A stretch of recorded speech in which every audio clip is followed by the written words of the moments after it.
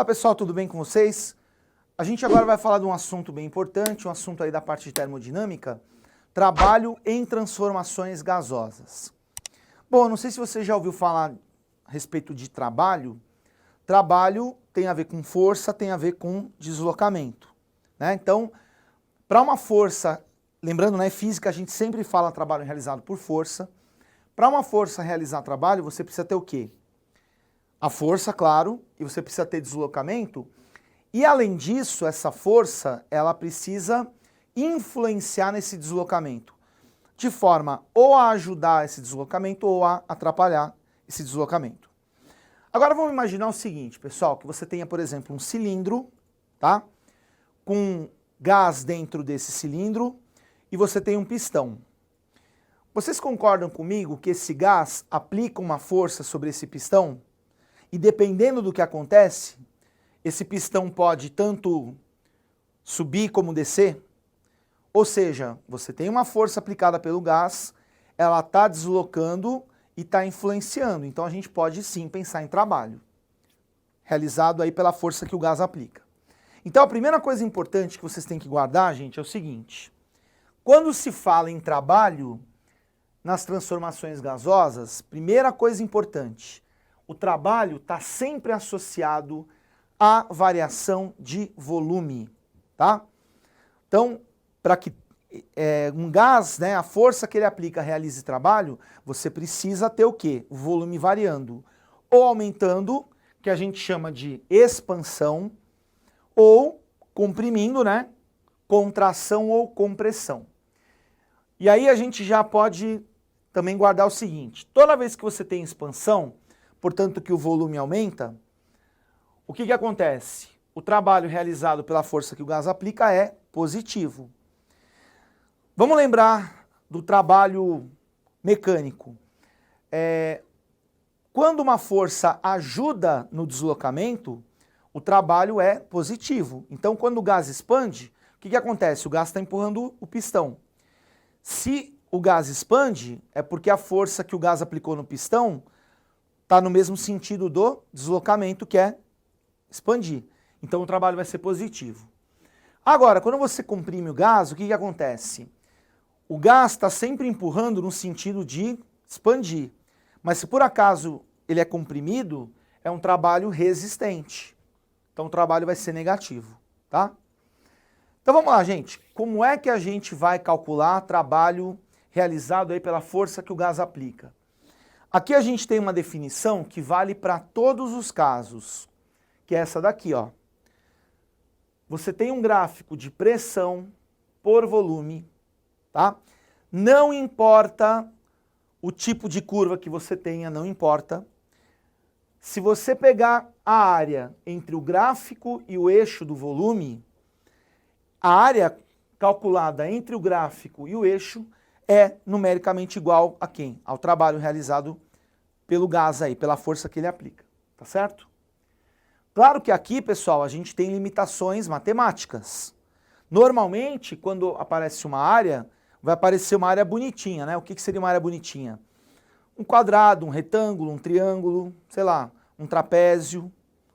Mas, se o problema nosso não fosse a matemática de calcular a área, essa propriedade valeria para todos os casos. Bom, então agora, gente, eu quero mostrar para vocês como que você vai calcular o trabalho para os casos mais importantes que costumam cair em prova, tá? E eu coloquei alguns aqui. Então, primeiro, transformação isobárica. Vamos lembrar o que é uma transformação isobárica? É aquela transformação que você faz a pressão constante, tá certo? Então, definição de trabalho, diagrama pressão por volume, a área dá o trabalho. Então aqui o que vai acontecer? Gráfico de pressão por volume, como a pressão é constante, o gráfico vai ficar o quê? Um segmento horizontal. E a área, pessoal, vai ficar exatamente a área de um retângulo. E como que a gente calcula a área de um retângulo? Base vezes altura. A base é o quê? A diferença do volume final para o inicial é o ΔV. E a altura é a própria pressão que é constante, portanto, para uma transformação isobárica, o trabalho pode ser calculado por essa continha, pressão vezes ΔV. Gente, cuidado.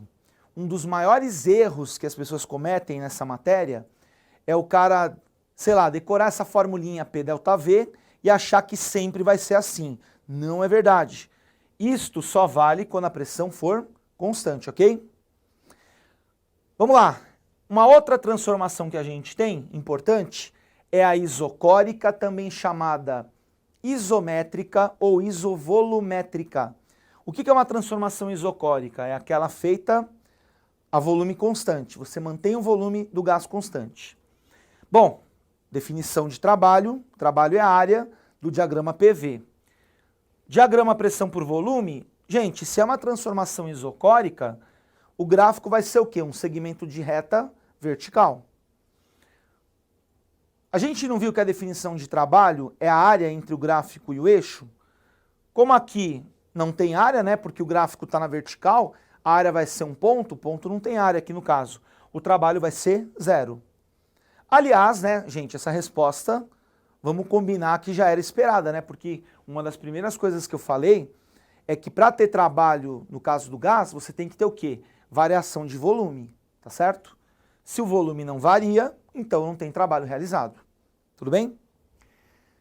Bom, uma outra transformação importante é a isotérmica, que é a transformação feita a temperatura constante. Então, voltando para a definição, o que é o trabalho? A área do diagrama PV. Quando você tem uma transformação isotérmica, o gráfico pressão por volume, ele vai ficar uma hipérbole, que a gente, no caso, chama de isoterma. O que é uma isoterma? É a curva na qual todos os pontos estão à mesma temperatura, tá certo? Então, essa área entre o gráfico e o eixo vai dar o quê? Vai dar o trabalho. Só que, gente, essa área não é uma área bonitinha, tá? Eu sei que, de repente, alguma pessoa pode ter ideia de, professor, vamos ligar aqui os dois pontos e transformar num trapézio. Tudo bem, você pode até fazer aproximado, mas não é exatamente a área. E aqui, gente, eu coloquei a formulinha, que é a formulinha que você não tem que saber a princípio, tá? Para Enem, por exemplo, é uma coisa que se cair, óbvio que ele vai dar a fórmula. E eu acho, gente, que para a maioria dos vestibulares de hoje em dia, se ele perguntar uma coisa dessa, ele vai colocar a formulinha junto. nRT, o que é o N? É o número de mols do gás. O R é aquela constante dos gases. T é o valor da temperatura, lembrando que aqui é sempre em Kelvin, e a temperatura aqui é constante. Ln, gente, é o log na base E. E é o número de Euler. Se você não lembra ou nunca viu o Ln, dá uma olhadinha lá nas aulas do professor João, lá de matemática, que tem certamente aí esse assunto aí, dentro da parte de logaritmos, o que se chama logaritmo natural ou neperiano, tá certo? Do volume final dividido pelo volume inicial, ok? Então lembrando, né, isso daqui, quase certeza que se perguntar, vai dar a formulinha. Os outros dois não, você tem que saber, mas aqui provavelmente vai dar a formulinha. E para encerrar, eu quero mostrar para vocês uma transformação que a gente chama de cíclica. Gente, o que é um ciclo? É uma coisa que começa, faz o caminho e termina no mesmo ponto. Então o gráfico vai ficar assim, você começa num ponto, vai e volta para o mesmo ponto. Quem que vai ser a área da transformação cíclica? Gente, quando você tem uma transformação gasosa com várias etapas, né, da transformação, a ideia é que o trabalho total é a soma de todos os trabalhos. Então, se a gente pensar, por exemplo, deste ponto até este, a área, né, o trabalho seria a área até aqui embaixo, tudo. Desse trecho até esse trecho, não vai realizar trabalho porque é volume constante. Desse ponto até esse ponto, gente, o trabalho vai ser essa área aqui embaixo, só que aqui no caso, o volume está diminuindo, então o trabalho é negativo. Desse ponto para esse foi positivo porque estava expandindo. E finalmente desse para esse também é 0. Então se a gente fizer a soma de todas as áreas, qual que é o saldo? É a própria área interna. Porque aqui em cima você calcula até embaixo. E aqui embaixo você calcula só esse pedacinho. Na hora que você soma, sobra o quê? A área interna. Então, trabalho no caso de um ciclo vai ser o quê? A área interna. E para finalizar, gente, questão do sinal. Se você tem um ciclo no sentido horário, esse trabalho fica positivo. Por quê? Porque o maior trabalho é o de cima, e o de cima é positivo, então o saldo fica positivo. Agora, se você tiver um ciclo anti-horário, esse trabalho realizado é negativo, por quê? Se for anti-horário, o maior trabalho realizado vai ser daqui para cá, que é negativo, então o saldo acaba ficando negativo. Ok, gente? Espero que você tenha aprendido aí. Obrigado. Até a próxima.